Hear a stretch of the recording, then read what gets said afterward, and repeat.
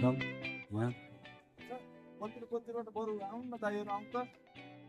अब यति कुरा बुझ्नु पर्यो कि हामीले चाहिँ एमाले काङ्ग्रेस माओवादीको लागि किनकि हजुरको हामीले यो स्थानीय तहमा क्षेत्रमा उठेका एमाले काङ्ग्रेस माओवादीबाट उठेका आज यहाँ जिएनजीको अब कार्यक्रम हल्का फुल्का भइरह यहाँ हल्का छोटो मिठो भिडियो हो किन्नु होला एकदम यहाँ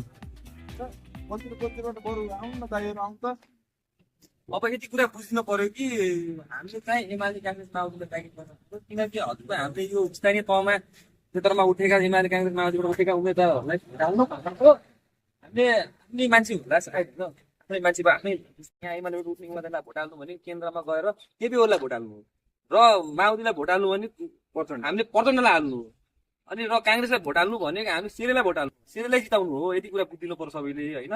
यो तीन दलको बुढाहरूलाई नफालेसम्म हाम्रो देश बन्दैन, यति कुरा बुझ्नु पर्यो सबैले। अनि हामीले चाहिँ अब देश हामीले बनाउने हो के, युवाहरूको देश हो यो, युवाहरू बिना यो देश चल्दैन होइन। हामी नै विदेश गएर हाम्रो रेमिट्यान्सले बाँचेको यो नेताहरू चलेको हो होइन।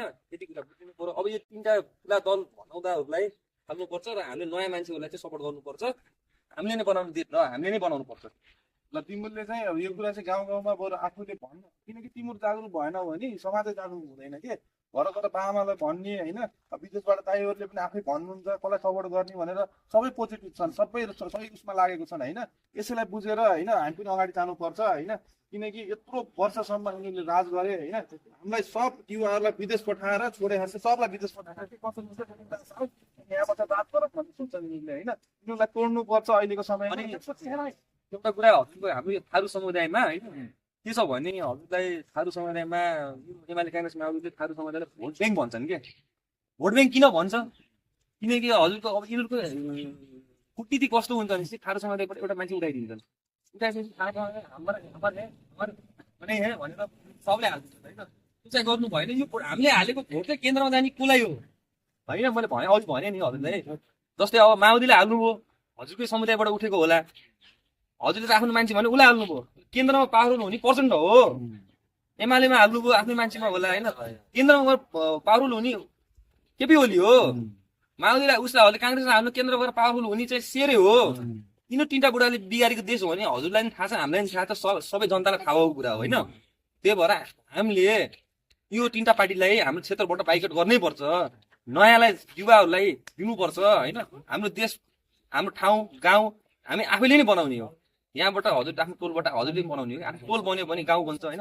अब हजुरको जिल्लाका युवाहरू कोहीसँग नरिसाउनु होइन। ओल्तेलको रिसाएको मान्छेलाई बोलाउनु, युवाहरू भएपछि जुट्नु पर्यो। अहिलेको समय जुट्दैन भने भोलि बिहान हामी कहिले पनि जुट्न सकिन्न, यो अवस्था छ होइन। अहिले जुटेन हामीले बनाइयो नि बनाइयो, नत्र भने हामी सबै विदेश जाने हो, देशै रहन्न क्या। त्यस्तो हिसाबले गराउँछ यिनीहरूले, त्यो सोचिदिनु पर्यो कि। अब हामी विदेश जाने होइन, यहीँ ठाउँ बसेर काम गर्ने हो, त्यो स्थिति बनाउनु पर्यो कि हामीले। अझै पनि यिनीहरू बुढाहरूले अब अझै पनि यिनीहरू बुढाहरूलाई हामीले साथ दियो भने भोलि आउने स्थिति कस्तो हुन्छ नि, हामी सबै विदेश जाने हो। हाम्रो नेपाल भनेको वृद्धाश्रम हुने हो, बुझ्नुभयो। यति मात्र हो। कसैले रक्सी खुवायो, कसैले पैसा दियो भनेर तिमीमा नलागौँ कि। अब सधैँ त्यो रक्सी र पैसामा हिँड्ने पर्नै हुन्न कि। अब त पर्नै भएन कि, रक्सी मासुमा त्यो बिक्नै भएन होइन, पैसामा बिक्नु भएन। हामी नेपाली, हामी जनता, नेपाली जनता भेडै भन्छन् यिनीहरूले। हामीलाई त यिनीहरूले मान्छे सोध्दैनन् कि। यिनीहरू त भेडा बाख्रा पनि जता लैन दौडिन्छन् भने यिनीहरू नेताहरूको भावना त्यस्तो छ। अबको चुनावमा हामीले देखाउनु पर्यो हामी भेडे होइनौँ, हामी पनि कुरा बुझ्छौँ र यिनीहरूको सरकार कसरी ढलाउने अब यो चुनावमा यिनीहरूलाई पछाएर देखाउनु पर्छ। त्यति नै छ। ल हस् त ल। एउटा